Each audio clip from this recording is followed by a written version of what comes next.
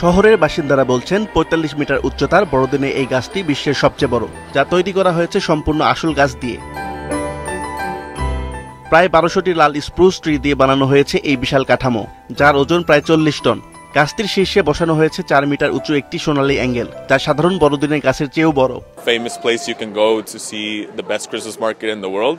I've seen it categorized of that, and now that I have come, I think it is very accurate to say that it is the best Christmas market in the world.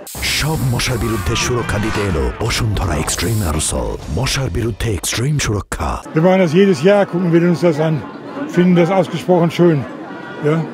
Und das wird verbunden mit dem ersten Glühwein und den ersten Reibekuchen. Ja, so sieht das aus bei uns. কাঠামোটিকে সাজানো হয়েছে ১,৩৮,০০০ LED লাইটে।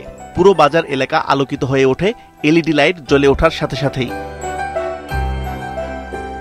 স্থানীয় এক বাসিন্দা জানান, এই গাছটি বড়দিনের সূচনার জানান দেয়, তবে আগের বছরের আলোকসজ্জা তার বেশি পছন্দের ছিল।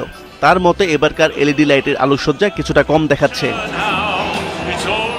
আরেক বাসিন্দা জানান, প্রতি বছর এই মুহূর্তের অপেক্ষায় থাকেন তিনি, কারণ এর মধ্য দিয়ে উৎসবের মৌসুমের খাবার দাবার আর আবেগঘন অনুভূতির সময়ের শুরু হয়। ১৯৯৬ সাল থেকে প্রতি বছর বড়দিনের বাজারকে কেন্দ্র করে স্থাপন করা হচ্ছে এই বিশাল গাছটি। ক্রিসমাস সিটি নামে পরিচিত ডর্টমুন্ডের এই উৎসব ইউরোপের অন্যতম ব্যস্ত বড়দিনের বাজারে পরিণত হয়েছে।